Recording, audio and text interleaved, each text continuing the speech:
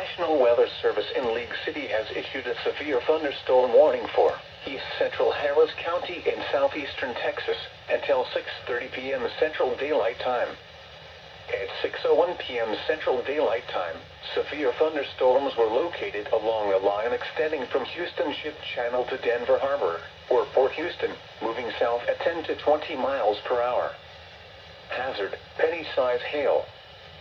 60 miles per hour wind gusts possible. Source, radar indicated.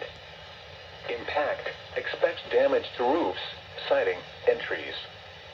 Locations impacted include Northwestern Pasadena, Deer Park, Galena Park, Jacinto City, Greater Eastwood, Cloverleaf, Greater 3rd Ward, 2nd Ward, Greater 5th Ward, Macgregor, Downtown Houston, Channelview, Harrisburg, or Manchester, Magnolia Park, Lawndale, or Wayside, North Shore, Pecan Park, Houston Ship Channel, Clinton Park Tri-Community, and El Dorado, or Oates Prairie.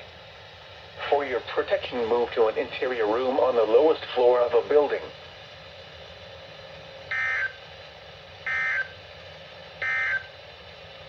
At 5:50